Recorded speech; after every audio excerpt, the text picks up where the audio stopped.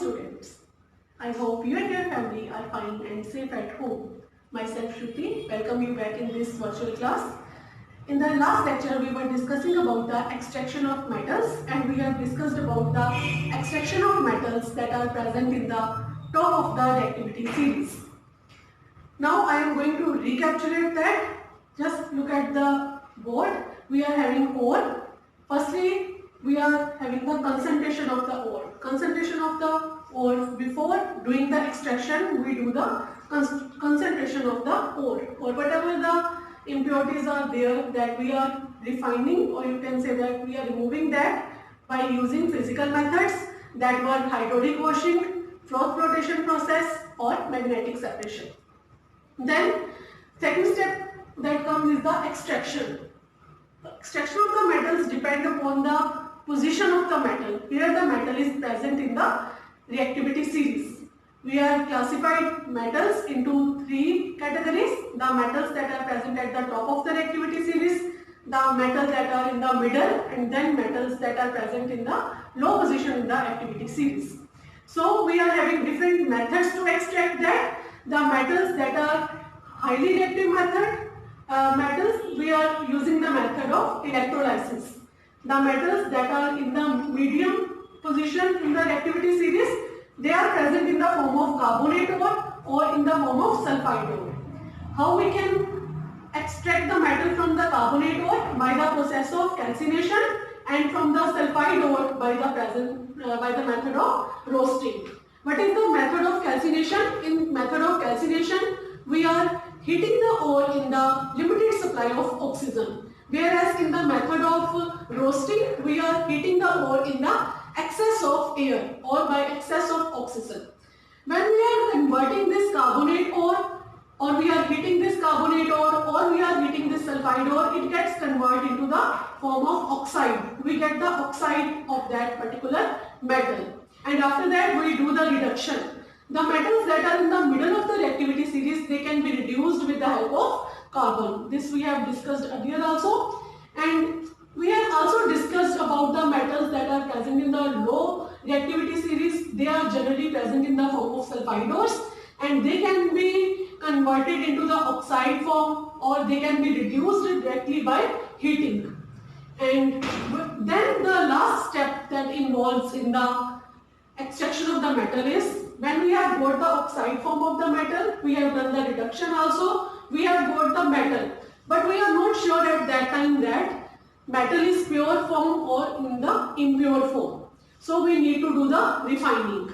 So we will do the refining of the metals that are present in the middle of the reactivity series and the metals that are present in the low position in the reactivity series. There is no need to do the refining of the metals that are present in the high reactivity series, or you can say that are at the top position in the reactivity series, because we have already done the electrolysis. In electrolysis, we get the pure form of the metal.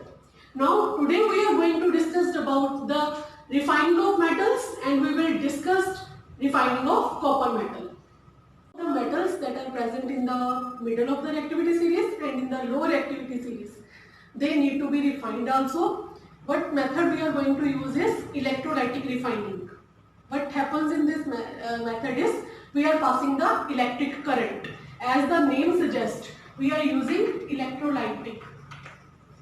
You can say that electrolysis. The name suggests that we are passing the electricity through the solution, and that electricity will break down the ions, and then there will be movement of the ions, and we will be getting the pure metal. So what happens is, we are making use of two electrodes. One electrode is acting as anode, another one will be acting as cathode. We have to take impure metal towards the anode side and pure metal towards the cathode side, and one solution that is used as electrolyte. Electrolyte means that substance that will allow the electric current or electrons to flow through them. We are using the salt of that particular metal only. Now in your class, in your syllabus, the electrolytic refining of copper is included. So let us discuss about the electrolytic refining of copper. You can see in this this diagram is, I have taken a beaker or any container. As I have already told you that we are using two electrodes. Anode, we are having impure metal. So at anode is having the positive side, or we are attaching the electrode to the positive terminal of the battery. And that anode is impure metal of copper. Copper can include impurities in the form of, it can have impurities.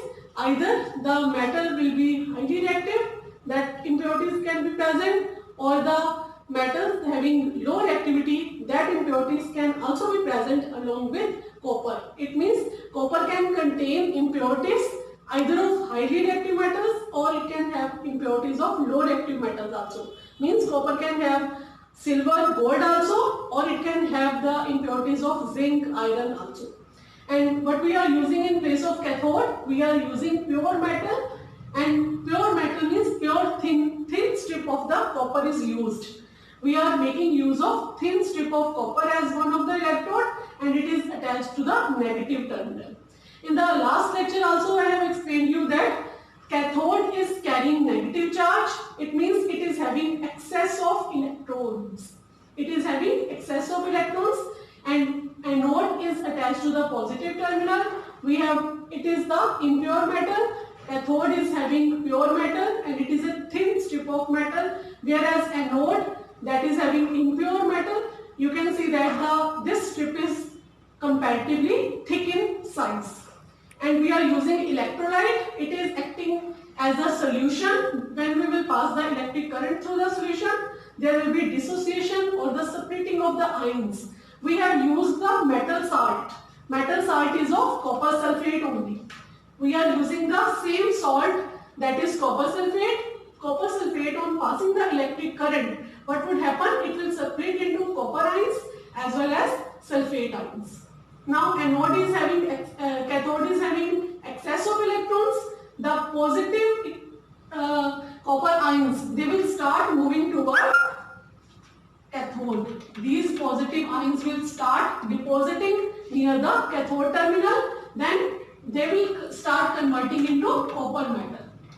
And then what would happen from anode, that is having impure metal also along with copper? The copper from the anode will start coming to electrolyte. When the solution will pass the copper ions to copper metal, or when the copper ions from the solution will move toward cathode, there will be deficiency of copper ions here. That copper ions will come from this anode side. They will come to the electrolyte, or you can say that they will start coming to the solution. From solution, they will start moving toward cathode side. So ultimately what would happen? This strip will be getting deposited more and more copper, or you can say that this will be getting reduced in size. Why reduced in size? Because copper ions are dissociating from here, copper ions are removing from here, they are coming to the solution, and that ions are moving toward the cathode, and this strip will be getting thicker in size. And ultimately we will be getting the pure copper metal toward the cathode side, and this side will be reducing in size, or you can say that from here the impurities, what would happen to the impurities that were also present along with the copper metal? Copper metal has dissolved in solution, but the impurities that are of high reactive nature, they will get dissolved in the electrolyte only. But that are of less reactive nature, they will accumulate under the anode side, and that will be called as anode mud. So basically we are having three things here. One thing is anode, that will be acting as a impure metal, and another one is cathode, that will be acting as a pure metal, and one is electrolyte, that we are using the acidified solution of the same salt. What would happen? Why we are using this word acidified? Because that will help to dissociate the copper and sulfate ions easily in the solution. When electricity will be passed, there will be easy dissociation of copper and sulfate ion. Sulfate ion will be as such, whatever the soluble impurities that are of highly reactive metal, that will also remain in the solution, whereas the impurities that are of least reactive nature than copper, like you can say that zinc, silver or gold, they will get accumulated under the anode as anode mud. So we are having two benefits of doing this electrolysis of the metals. Firstly, we are getting the pure metal, and we are also getting the impurities that are of less reactive nature, like impurities of silver and gold also, that will accumulate under the anode in the form of anode mud. And what would happen when the copper ions will move toward cathode? Look at this, cathode is having negative charge. So what would happen here? Cathode is having negative charge. The copper ions that are present in the solution, they will move toward cathode. It means if two ions are present, they will gain two electrons and they will change into the pure copper metal in the form of solid state. What I mean in cathode? Cathode means copper positive ions, they are moving toward cathode. So what reaction is taking place at cathode is copper 2 positive ions, they are gaining electrons. When they are going to cathode, they will gain electron, and when these two positive ions will be accumulated or compensated, and it will get converted to copper solid form, or you can say that we will be getting the pure copper metal. And what would happen toward anode? Anode is, we are having copper metal is already present in the impure form. It will be losing electrons. When it will lose electrons, then it will be converting into copper ions. We don't show negative sign in the reaction, so I will transfer this electrons in to the left hand side. So this is what equation that is happening near anode. So I am repeating these equations. What is happening near cathode? At cathode, copper ions from the electrolyte that will move toward cathode, they will gain electrons and ultimately they will convert into copper metal. What would happen at anode? At anode, copper metal is already present. It will lose electrons. In the electrons that are producing here, they will start moving upward, or you can say that they will transfer to the from positive to negative side. But the copper metal, copper ions, that will come into the solution. From here, the copper ions will be moving toward the solution, and from solution they will move toward cathode. Ultimately, there is transfer of the ions from solution to cathode. And this is what we have explained, electrolytic refining of copper.